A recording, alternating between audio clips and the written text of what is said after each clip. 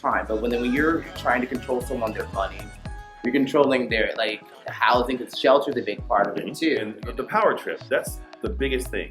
When you have especially if it's older and younger, if that younger person feels like he's under the thumb. Rape. I had an older lady that dropped something in my drink and I ended up getting raped by her. But I was young at the time. I really love our community despite all of its problems and all those things. So Found Family Collective is designed to help us work together to resolve those problems in the first Thanksgiving event, because we wanted to focus on building community instead of constant calls to action, especially around the holidays. And welcome back to Common Courtesy TV, a conversation on modern society from an LGBTQ plus perspective. And we are here live recording here at the event space at Bulge in Ybor City. Two snaps up in a bulge. And I wanted to thank PJ for having us here, and also happy birthday, Birthday PJ! boy! Yes, PJ! Yes, love him. Okay, so I just want to also throw out a big shout out to the gang and cast and crew over at Josh, Brian, and Esme's Big Gay Radio Show on WMNF 88.5 FM radio. We are going to be on the radio this week. We're coming to see you. At midnight. Ow. Booty shorts. Booty shorts. Nothing good happens after And midnight. boobies out. Oh, titties. Oh my God, boobs out. Tatas. You know, I'm be looking cute because they take pictures, afterwards, Oh. and I'll be on the radio. Oh, well, maybe I won't wear my bonnet after all. I'll be the I'll just refined show- one. All right, so this week we talked to Seth Moore and Angel D'Angelo, two of the founders of and at Found Family Collective, a group promoting unity and accepting diversity. We're going to learn more about them and their first annual Found Family Feast this Thanksgiving. A little bit more about that later. I can't wait to talk about Sounds it. great. I think it's something our community needs. But first, our first topic is going to be the LGBTQ plus community and domestic and intimate partner violence.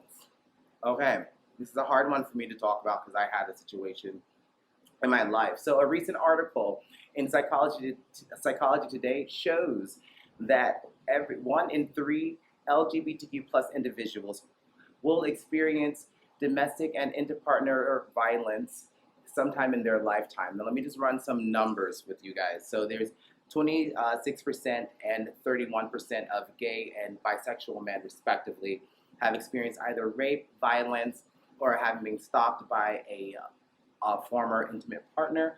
And I want to say 44% of the lesbian women and 61% of bisexual women, those respectively, have experienced the same thing. And when we go to the transgender individuals in our community, the numbers are 54%. Okay, so hearing these numbers and reading that article, I kind of want to go to you guys and see how you guys are feeling about this, because it is a big problem in our community. I kind of want to start with Alicia. Alicia, how do you feel? I feel like for me, it's not surprising because with the ladies, a lot of times you see a lot of fighting. I see them fight in clubs. To me, I see them fighting more than the guys. And it seems to be a really big issue. It's mixed up with alcohol, drugs, etc. And ladies just feel like it's okay to hit their partners. It's okay to, fight her and then have sex with her. And, a lot of times it's seen as the norm. And unfortunately, the younger ones are watching the older ones that are still doing it. I actually met a lady who was a pastor, and she was trying to date me, but she ended up being a weirdo. And this lady that she was seeing, she was shooting at her. Later on that evening, we were at a club. We were actually at Pulse nightclub, and I found out she was shooting at her partner. So I'm glad I never linked up with her. Was that the first date? No, it wasn't my date, thank goodness. Okay, so let me go to you, Ivan. Ivan. Well, I mean, I understand what you're saying. It's not really surprising.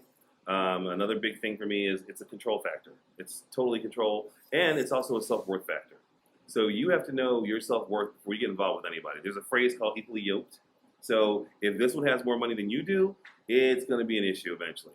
If this one has less money, if you're not contributing equally, it causes problems. And the biggest part of it is control. Now, as far as raising a hand to somebody, not happening here. Trust and believe. The first time you raise a hand to this is the last time you raise a hand because it might be broken. Just saying. So, yeah, between drugs and alcohol and the power trip, that's the biggest thing. When you have especially if it's older and younger, if that younger person feels like he's under the thumb or she's under the thumb of this, established person, well, what am I supposed to do? What am I supposed to do? be true to yourself. Get out of it. The first time it happens and you let it go, that's a downfall. Right, and I kind of think it's funny that, not funny, interesting that you mention the control factor, because that's a big part of the thing, because couples do fight, you know what I mean? People, we're humans. We get into altercations all the time, but when you're trying to control someone, their money, you're controlling their, housing, because shelter's a big part of it too, you know Where else what I can I mean? go?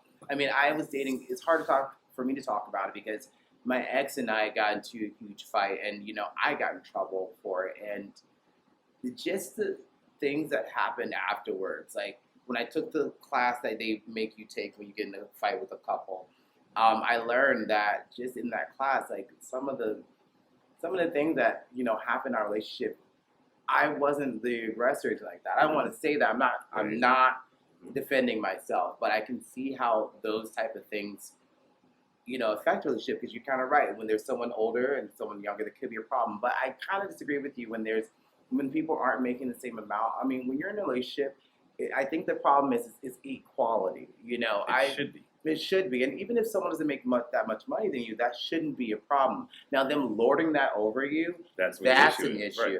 But see, that's an issue comes from a person that does that. Does everyone do that? Like I have family members that make more money than other people. It's never a problem with them. But in my relationship, that was an issue. Like, he made more money than me, and he had a house, but enough about that. I just kind of think that it could be like a self-worth thing, but you'll never know you're in a toxic relationship until you're in one, and people wouldn't tell me about it. I mean, my friends would tell me, you're not in a good relationship with this guy, and I would, either disagree with him, and I would break up, and then I'm back at it again. So it's just a psychological thing. I don't know. We can't really simplify the issue. I think the one thing that help prevent this going on is by opening up the conversation, because it is different when we deal with our community versus the straight community. I'm going to go to you first before we go to the next one. We got to go to our next guest. Well, I'll definitely say this. With the ladies, personally, I have dealt with rape. I had an older lady that dropped something in my drink, and I ended up getting raped by her.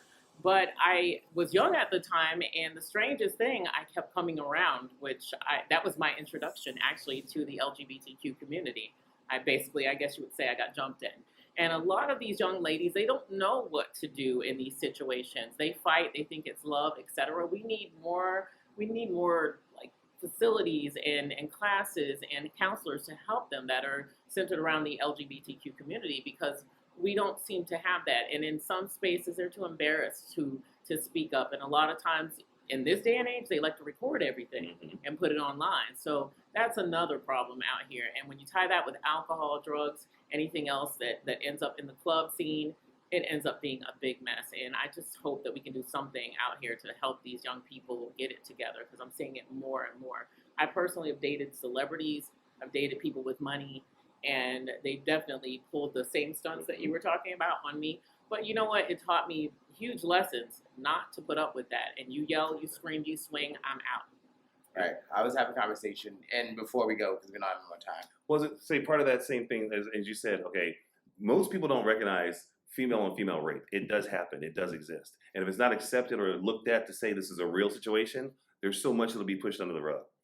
The other note I want to say too, that you don't know you're in a toxic relationship until you're in it. Just watch Lifetime. I mean, if you watch Lifetime for 2 seconds, if you're homesick one day, if you can't tell you're in a toxic relationship, Or snapped. or snapped, the signs are there. But realize, if somebody's not treating you the right way, the way you need to be treated or want to be treated, that's your first sign. Well, hindsight is 20/20. Yes, it is. And on that note, we'll be right back.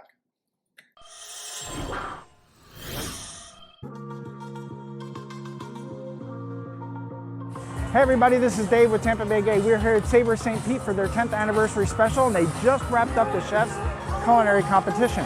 We'll share a recap of what's going on here at the end, but for now, check out some of the LGBTQ events happening around the Bay Area this week. She's back Tuesday, November 8th, Drag Queen Bingo with Alexis Delamere at Quench Lounge, benefiting 88.5 WMNF and Josh Bryan and Esme's Big Gay Radio Show. Last month was amazing, but this one will be even better with more prizes, special performances, and lots of fun. November is Trans Awareness Month, and Metro Inclusive Health is proud to offer trans healthcare and support services, many of them under one roof. Not sure where to start? How about virtually in a Zoom meeting on November 9th for those seeking trans masculine support or trans feminine support on November 16th. Job Site Theater's Dracula is the company's #1 best-selling show to date. Last chance for tickets. Show runs through November 13th. It's official. Save the date. Tampa Pride is March 25th, 2023. And now's your chance to get involved, volunteer, and share your opinions on the upcoming year's celebration. Join the team in December at the General Planning Meeting in Ybor City. Also, limited tickets are on sale now for St. Pete Pride's Red and Green Party December 3rd at Sunken Gardens. Thank you for watching. You can always find this and more information, including the latest digital content, simply by visiting TampaBayGay.com. Check out all of this week's event coverage on our Instagram page at Real Tampa Bay Gay. Also, please like, share, and subscribe. So here this week to talk to us from Found Family Collective, a group that I believe is exactly what our local community needs, and to take some more time to hear about. Please welcome two of the founders, Seth Moore and Angelo D'Angelo. Welcome, did I get that right? Welcome. Yes. Angel. Angel, I'm sorry, it's Angel D'Angelo. I'm sorry about That's that. fine. Welcome. All right, guys, welcome to our show. I'm sorry about that again. Seth, good to see you over there as well. We're old friends. All right, guys, so let's get into this, our interview. So, Ivan, you have the first question. My pleasure. Again, welcome. Hear what you guys are doing for Thanksgiving. It's going to be a great event. So tell us a little bit about yourselves and exactly what Found Family Collective is all about. You go first? Yeah, sure. So again, I'm Angel D'Angelo, pronouns he, him, and I was born and raised right here in Tampa, Florida. So I'm very passionate about our queer community. I thought the segment earlier was really great, really touching. I'm also a survivor of stalking and other things I didn't realize I was surviving until I looked at them in the past. But I really love our community despite all of its problems and all those things. So Found Family Collective is designed to help us work together to resolve those problems. And the first step in doing that is creating a space where people can love and express who they are without the pressure. Society teaches us to hate ourselves, so why are we going to act any differently when we're in relationships or at bars or clubs? So Found Family Collective right now is just a Thanksgiving event, but one day will hopefully be a home for people who need it, whether literally or figuratively. Awesome. Was there a situation or something that inspired you to create the Found Family Collective, like in your own personal life? So I think for me, obviously going through life, living through what we have to endure as gay, queer, and trans people is part of it, but particularly the political climate of this year, where we're watching Don't Say Gay, the anti-trans bill of 2021, possibly the marriage ruling being overturned, those kind of things really prompted me to say, we need to do something, or originally someone needs to do something, and then realizing like, oh, I'm somebody, so we all came together and put our heads there. Awesome. And Seth, let's get it from you. Like, can you tell us a little bit about yourself and what inspired you to found Family Collective? I mean, I didn't found it my own. Actually, it was Angel that hit me up about getting some queer and trans people together, doing stuff like basically for us, by us, in a sense. And we came up with all these pie in the sky ideas and then deduced down to what was doable right now and married a few ideas that we were having. And it became the Found Family Feast. And that's how we got the Thanksgiving event, because we wanted to focus on building community instead of constant calls to action, especially around the holidays. And I'm 36. And I'm raised in St. Pete, so I've seen, for over 20 years since I got involved in any sort of activism or organizing, like seeing how events go, how the climate has shifted. And the one thing that has not been constant is like a steady sense of community for people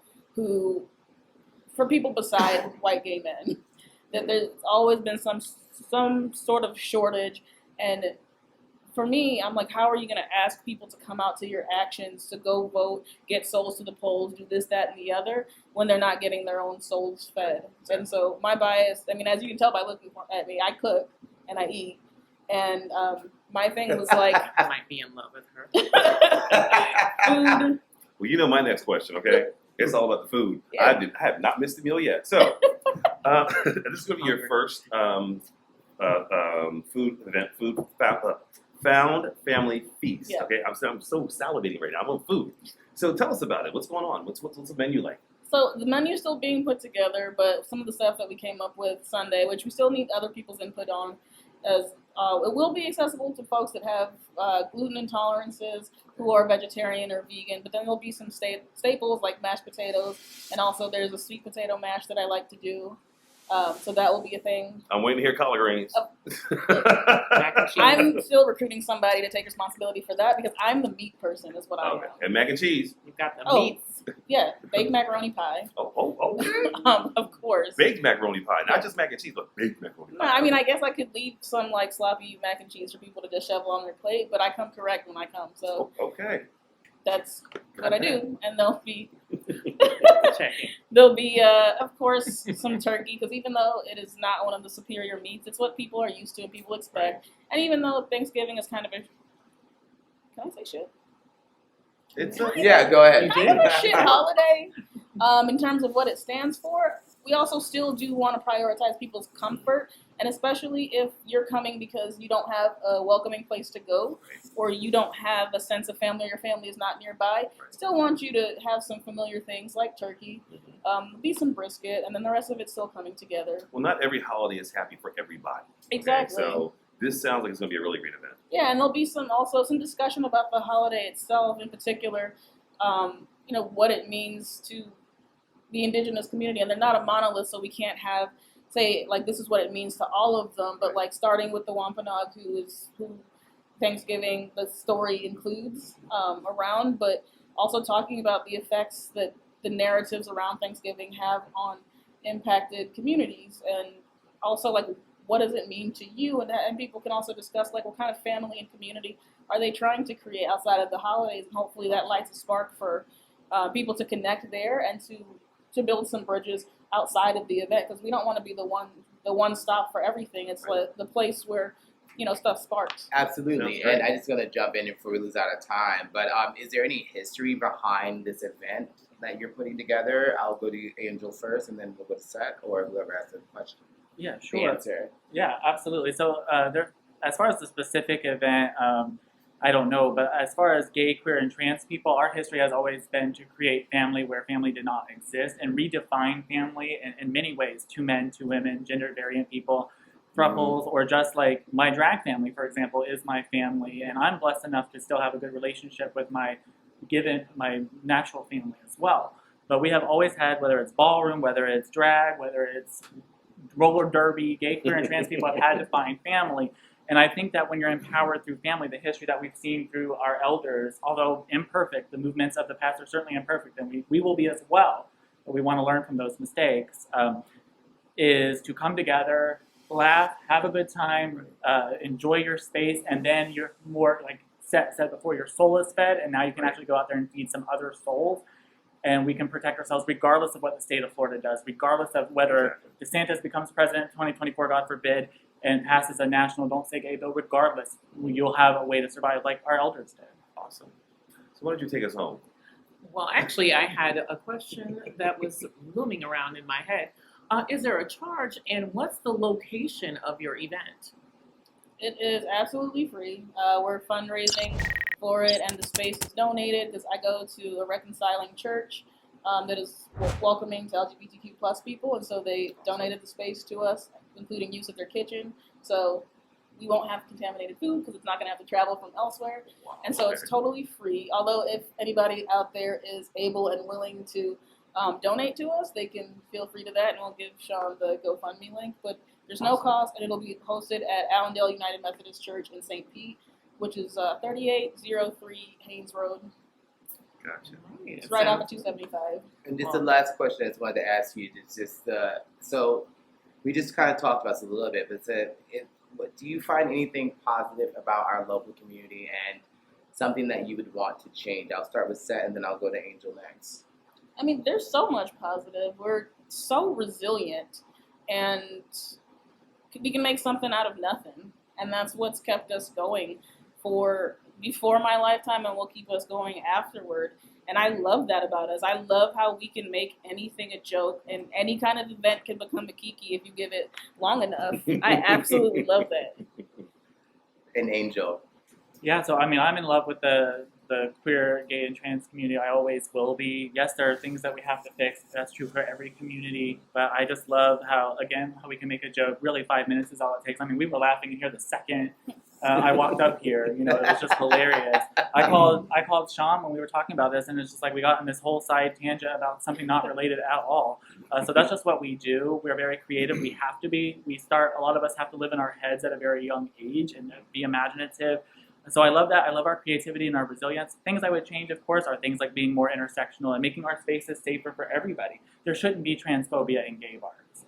We are human and mistakes will happen. There should not be racism and ableism at Pride.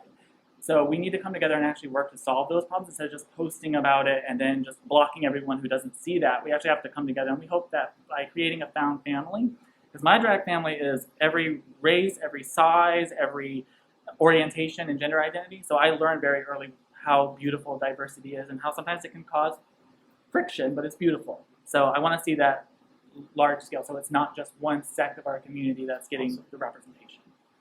And so you're also looking for help from the community and, you know, for donations as well. There's a GoFundMe as well. So is there a way that we can find you? Is there a Facebook page or anything like that?